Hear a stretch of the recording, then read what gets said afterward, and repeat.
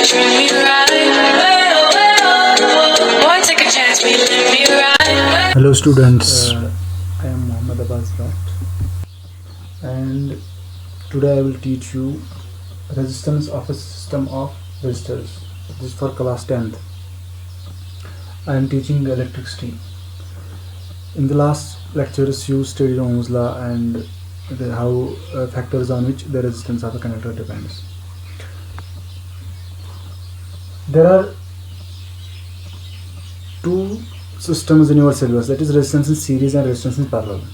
There can be other systems also where series and parallel circuits are mixed, that is in 12th class. For 10th students there are two simple cases, that is one is resistance in series, second is resistance in parallel.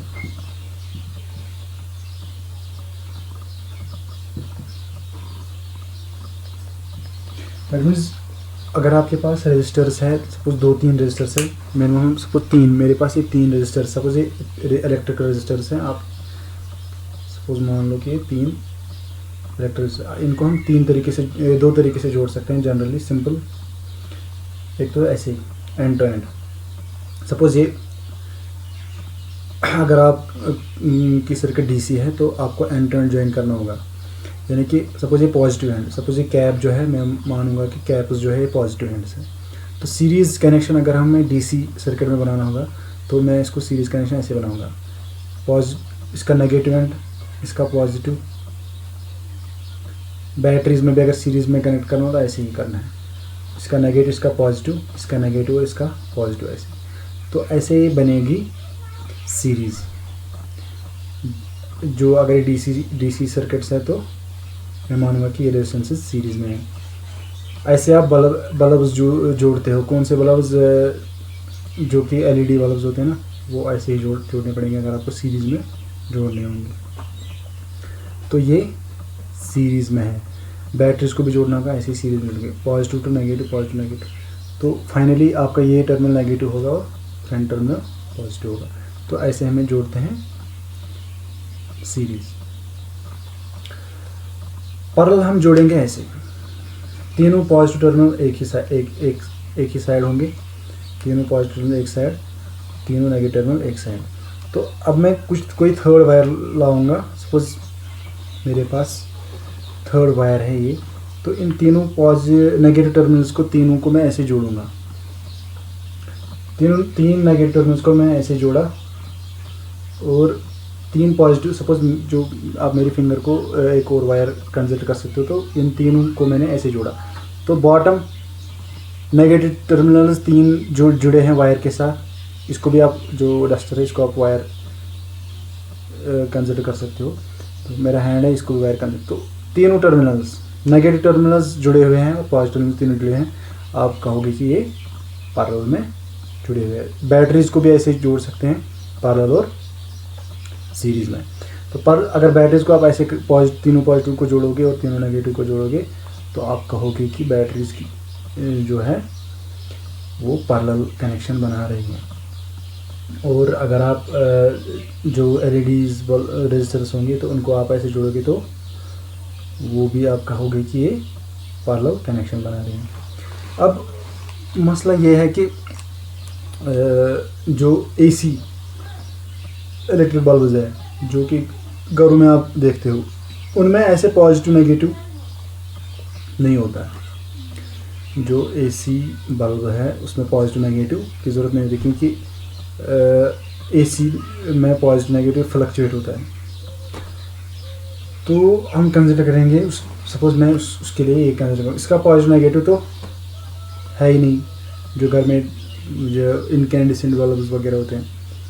अगर इसका positive negative नहीं तो इसको हम कैसे parallel series में जोड़ेंगे, ये आप सोच सकते हो।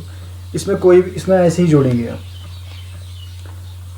इसमें पॉजिटिव नेगेटिव नहीं सोचना है। सपोज अब ये कोई पॉजिटिव नेगेटिव ना, तो इसमें कोई पॉजिटिव ना कोई नेगेटिव, मैं किसी मतलब इसका एंड टू एंड जोड़ूंगा, कैसे भी मैं इसको ऐसे एंड टू एंड जोड़ूंगा, क्योंकि ये एसी रजिस्टर्स है। किसी ऐसे भी जोड़ सकता हूँ क्योंकि इनमें पॉजिटिव नेगेटिव नहीं है। जब अगर एसी होगा, एसी रेजिस्टर्स हो गए तो पॉजिटिव नेगेटिव होंगे, एंड टू एंड कनेक्शन होंगे इलेक्ट्रिक बल्ब्स, तो हम कहेंगे सीरीज में है end to end connection. Parallel में ऐसे ही ये तीनों एंड एक साइड, ये तीनों एंड दूसरे साइड अगर एसी है। लेकिन बैटरीज को ऐसे नहीं करना, तो अब शॉर्ट सर्किट होगा, क्योंकि बैटरी जो होगी वो डीसी हमेशा देती है वहाँ से करंट। तो बैटरीज में वही जो मैंने पहले कहा वो बैटरीज में होगा, और जो बैटरी जो डीसी मतलब डीसी सप्लाई लेते हैं एलईडीज़ वगैरह, वो रजिस्टर्स वैसे ही कनेक्ट करते हैं। लेकिन एसी जो रजिस्टर्स है उसको आप ऐसे एंड, एक एंड कनेक्ट किया, दूसरा एंड मैं ऐसे कनेक्ट करूँ दूसरे रजिस्टर्स की। आप मेरे जो हैंड्स हैं इनको आप इलेक्ट्रिक वायर्स समझ सकते हो। तो मैंने एक वायर को मैं ऐसे एंड, एक एंड में कनेक्ट करूँगा और दूसरे वायर में दूसरे एंड को कनेक्ट करूँगा, तो पैरेलल कनेक्शन बन गया। तो सीरीज कनेक्शन ऐसे बन गया एसी में। या आप आगे जाके भी देखोगे अच्छे से कि एसी में हमें पॉजिटिव नेगेटिव कंसिडर नहीं करना पड़ता है। अलबत्ता एसी में आप सिर्फ कंसिडर क्या करते हो, ground wire and live wire, वो आप कंसिडर करते हो। लेकिन बल्ब पे जो इलेक्ट्रिक बल्ब है इनकेंडेशन, उसमें फ़र्क नहीं पड़ता आप कौन सा टर्मिनल, आप अगर आपके पास दो टर्मिनल्स हैं, अगर ये इलेक्ट्रिक बल्ब है, आप ये इसको ग्राउंड के साथ जोड़ो या इसको ग्राउंड के साथ जोड़ो, दैट डजंट मैटर। लेकिन ख्याल रहे कि शॉर्ट सर्किट ना करो आप। अब मैं पढ़ाऊंगा रेजिस्टेंस इन सीरीज। मैथमेटिकली आपको देखना है कि अगर हमारे पास सपोज रेजिस्टेंस 3 रजिस्टर्स में ली, सपोज मेरे पास रेजिस्टेंस 3 है, R1, R2 and R3। 3 registers है मेरे पास, R1, R2 एंड R3। तो रजिस्टर्स को हम डायग्राम में ऐसे कनेक्ट ये रिप्रेजेंट करते हैं। R1 पहले ही जुड़े हुए नहीं है, ऐसे रैंडम, ये R2, तीसरा R3 यहाँ पे है कहीं पे। अब मुझे इसको सीरीज़ में जोड़ना है, तो सीरीज़ में कैसे जोड़ूंगा। सपोज़ हम जो आपका 10th क्लास है, इसमें पॉजिटिव नेगेटिव इसने एसी रजिस्टर्स को जोड़ा हुआ है, उस हिसाब से दिखाया है, और मगर बैटरी डीसी लगाई है। तो इसने वो जो मैंने आपको कंसेप्ट समझाया पॉजिटिव नेगेटिव, उसको इसने कंसिडर नहीं किया है। तो इसने जो डीसी बैटरी पे इसने कौन सा, जो डीसी बैटरी पे इसने कौन सा बल्ब चलाया है, जो कि घरों में होता है इनकेंडेशन बल्ब, उसमें पॉजिटिव नेगेटिव नहीं होता। तो जो आप 10th में पढ़ते हो वो उन रजिस्टर्स में पॉजिटिव नेगेटिव नहीं है। तो इनको हम सीधे कैसे कनेक्ट करेंगे, एंड टू एंड कनेक्शन। तो सीरीज कनेक्शन कैसे बनेगा, ऐसे इसको मेरा ड्रा करूँगा 3 को। तो रेजिस्टेंस इन सीरीज ऐसे होगा, R1, R2, R3, ये R1 है, R2, R3, जैसे कि एसी में जोड़ रहे थे, क्योंकि वो रजिस्टर्स जिनमें पॉजिटिव नेगेटिव नहीं है। R1, R2, R3 and to end connection बन गया, तो ये सीरीज में है। अब मैं यहाँ से एक बैटरी कनेक्ट करूँगा,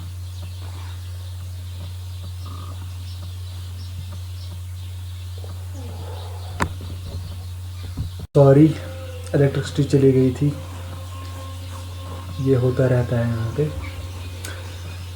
तो मैंने क्या किया था, मैंने 3 रजिस्टर्स को सीरीज में कनेक्ट किया, और मैं यहाँ पे अब बैटरी बनाऊंगा, पॉजिटिव एंड नेगेटिव।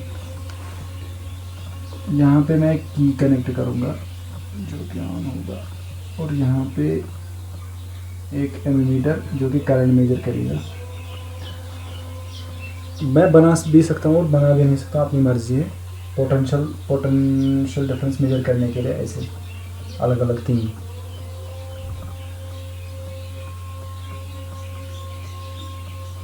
ऐसे यहाँ पे लिखूँगा V1, यहाँ पे V2, यहाँ पे V3। पोटेंशियल डिफरेंस अगर आपको मेजर करनी होगी तो आपको 2 एंड्स को कनेक्ट करना होगा। वोल्टेज आप ऐसे ग्रेविटेशन में आप जैसे एग्जांपल लोगे, आपको हाइट अगर मेजर करनी है तो आप क्या करोगे, आप एक स्केल लोगे या आप एक जो टेप होगा मीटर टेप लोगे, तो आप सीधे टॉप और बॉटम दो एक्सट्रीम्स को, मतलब उन पॉइंट्स पे आप लोगे तो आप मेजर करोगे हाइट्स। तो हमें अगर पोटेंशियल डिफरेंस मेजर करें हम दो एक्सट्रीम पॉइंट्स पे कनेक्ट करेंगे, पोटेंशियल डिफरेंस मेजर करने के लिए दो एक्सट्रीम पॉइंट्स पे। अब अगर हमें एक पाइपलाइन है उसमें वाटर फ्लो कनेक्ट, मतलब वाटर फ्लो मेजर करना है, तो हमें इसलिए सीरीज में कनेक्ट करना पड़ता है एमीटर, ताकि हमें जो इलेक्ट्रिक सर्किट है उसमें हमें पता चले कि कितनी करंट फ्लो हो रही है। तो एमीटर के थ्रू करंट फ्लो होगी तो ये मेजर करता है कितनी करंट फ्लो हो रही है। उसमें भी ये जितनी करंट इन सर्किट्स में फ्लो हो रही है, इस सर्किट में फ्लो हो रही है, वो सारी करंट इसमें फ्लो होनी चाहिए। इस चीज़ को आप अलग नहीं ड्रा कर सकते एंड टू एंड। इसको हम इसलिए हम सीरीज़ में कनेक्ट करते हैं, इसको हम पैरेलल में कनेक्ट करते हैं वोल्टमीटर को, तो एमीटर को हम सीरीज़ में कनेक्ट करते हैं। अब हमने रेजिस्टेंस को सीरीज़ में कनेक्ट किया हुआ है, मैंने बताया आपको कैसे करते हैं। तो यहाँ पे सपोज हम जो ये देंगे, इसकी वोल्टेज V है बैटरी की, रेजिस्टेंस R1 R2 R3। मैं अब ये कहूँगा कि जो ये वोल्टेज जब हम सीरीज़ में कनेक्ट करते हैं तो ये वोल्टेज V डिवाइड होती है जब हम सीरीज़ में कनेक्ट करते हैं जो अक्रॉस दिस रेजिस्टेंस। तो V1 V2 V3 जो है अलग अलग पोटेंशियल डिफरेंस होगी इनकी। तो मैं आपको ऐसे समझा सकता हूँ कि हमने ये तीन रेजिस्टर्स, अगर आपको ग्रेविटेशन में समझना होगा तो तीन पाइप्स को हमने ऐसे वर्टिकली कनेक्ट किया हुआ है। तो टोटल हाइट जो है फ्रॉम बॉटम टू टॉप जो है टोटल हाइट जो है, जो मेरी दो हैंड्स हैं, सॉरी मैं सपोज यहाँ तक मैं चिन, तो आप मेरे राइट हैंड और मेरे चिन तक जितनी हाइट जो है, इसको आप समझ सकते हो कि ये टोटल पोटेंशियल है, टोटल वोल्टेज हाइट को आप कंसिडर बैटरी के साथ, बैटरी के वोल्टेज के साथ कंपेयर करोगे। तो टोटल हाइट जो है V, टोटल पोटेंशियल V। अलग अलग हाइट्स जो जो तीनों पेन हैं, यानी कि तीन रेजिस्टेंस है, इनमें अलग अलग, अब ये तीनों पेन सेम साइज़ के हैं, तो आप इस हिसाब से समझोगे कि इनकी पोटेंशियल डिफरेंस तीनों की सेम है, V मतलब V1 तीनों की।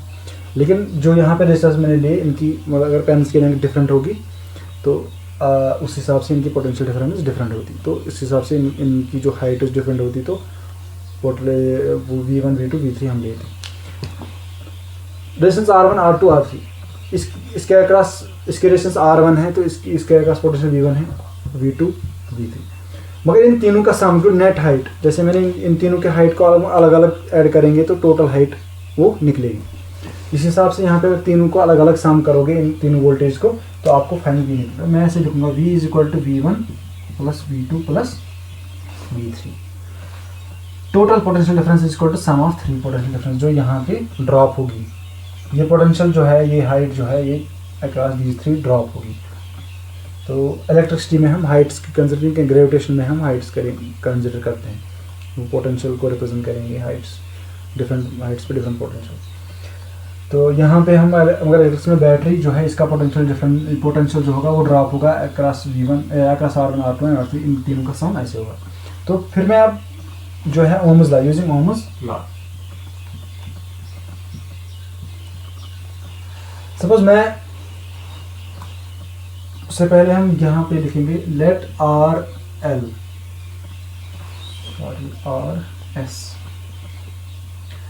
S be the net resistance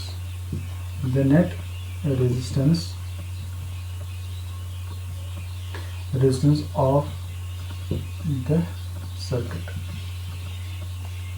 जो ये सर्किट है इसकी हमने RS, इन तीनों का मतलब जो ये तीन हमने सीरीज में लिए, इन तीनों का जो नेट रेजिस्टेंस होगी, टोटल रेजिस्टेंस होगी, सम होगी, वो सपोज हमने RS ली। तो यहाँ पे हम ओम्स लॉ यूज़ करेंगे, यूजिंग ओम्स लॉ। यहाँ पे हम जो करंट I लेंगे, let I be the current, आप ये भी लिखोगे let I be the current flowing in the circuit. यहाँ पे नीचे, इसके नीचे लिखोगे let I be the current flowing in the circuit. तो जो करंट यहाँ से फ्लो होगी वो तीनों रेजिस्टेंस में फ्लो होगी। देखो आप, अब पोटेंशियल जो वोल्टेज जो ये है आप कंसिडर करोगे, इन जो वो पोटेंशियल डिफरेंस मेजर करते हैं ये वोल्टमीटर्स, तो इनमें करंट जो है बहुत ही कम फ्लो करते हैं, उनको हम नेगलेक्ट कर सकते हैं। तो आप ऐसे भी समझ सकते हो कि सपोज यहाँ पे है ही नहीं, समझने के लिए बोल रहा हूँ, तो यहाँ पे है ही नहीं।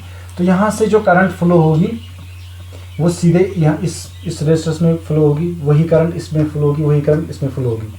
3 पाइप्स को आप एंट्रेंस ज्वाइन करोगी तो जितना पानी इस पाइप से फ्लो होगा उतना ही पानी तो इसमें से फ्लो होगा। अगर सपोज इसमें से कोई पानी नहीं फ्लो होगा तो सेकंड पाइप में कैसे जाएगा, कुछ नहीं जाएगा। अगर यहाँ से 10 लीटर्स फ्लो होगा तो वो 10 लीटर्स सेकंड में भी फ्लो होगा, फिर थर्ड में। वरना या तो अगर इसमें से आप 10 कहोगे तो इसमें 5 फ्लो होगे तो 5 कहाँ जाएंगे, वो तो गायब नहीं हो जाएंगे कहीं पे। इस तरह से आप देखोगे जो करंट यहाँ से फ्लो होगी वो R1 R2 R3 इन तीनों में से फ्लो होके वापस कंटिन्यूसली करंट फ्लो होगी। तो फिर इसलिए हम लेंगे यहाँ पे IRS is equal to V1 is equal to I, current same है R1 plus IR2 plus IR3 Ohm's law is equal to IR। अब I जो है कॉमन है यहाँ पे, तो I को मैं कॉमन निकालूंगा। यहाँ पे क्या निकला R1 plus R2 plus R3, तो यहाँ पे IRS है। तो I और I कैंसल होगा, फाइनली जो निकलेगा RS is equal to R1 plus R2 plus R3।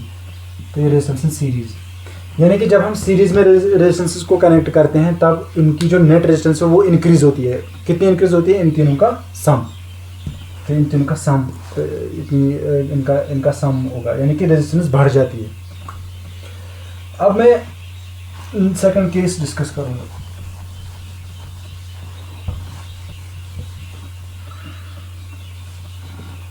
Resistances in parallel. मैंने क्या कहा, एक रेजिस्टेंस ऐसे लेंगे, दूसरी रेजिस्टेंस ऐसे पैरेलल में, फिर इन तीनों एंड्स को कनेक्ट करेंगे, इन तीनों एंड्स को कनेक्ट करेंगे थ्रू वायर्स। इसको ऐसे जोड़ेंगे, ऐसे जोड़ेंगे, ठीक है।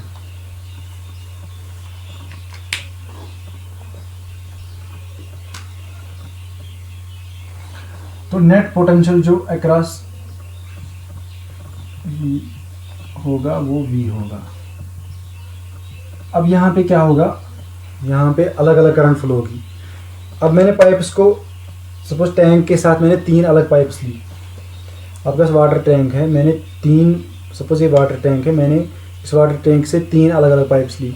सपोज इनकी थिकनेस अगर अलग अलग होती तो इसमें से मतलब जो बड़ी पाइप होगी उसमें से ज़्यादा वाटर फ्लो होगा, जो छोटी पाइप होगी उसमें से कम वाटर फ्लो होगा, जो उससे छोटी पाइप है उसे उसमें से बहुत कम वाटर फ्लो होगा। इसी हिसाब से मैं लूँगा इनकी रेजिस्टेंस अलग अलग, R1, इसकी R2, इसकी R3। आप सपोज मानो कि R1 जो है इसकी रेजिस्टेंस कम है तो इसमें जो करंट ज़्यादा फ्लो होगी, इसकी मानो ज़्यादा तो इसमें उससे कम फ्लो होगी, इसकी और ज़्यादा रेजिस्टेंस है तो इसमें और ज़्यादा कम फ्लो होगी जो करंट है। तो इस I को फिर डिवाइड करेंगे हम कैसे, I1, I2, I3। तो जितना यहाँ से चार्ज फ्लो होगा वो चार्ज डिवाइड होगा इन 3 रेजिस्टर्स में, फिर फाइनली यहाँ से जुड़ेंगे वापस। और क्योंकि चार्ज डिस्ट्रॉय नहीं होगा, इसलिए चार्ज डिस्ट्रॉय नहीं होगा, इसका मतलब ये है कि नेट करंट जो होगी I is equal to I1 plus I2 plus I3। Conservation of charge, according to conservation of charge I is equal to I1 plus I2 plus I3। तो I जो हम फिर Ohm's law, using Ohm's law,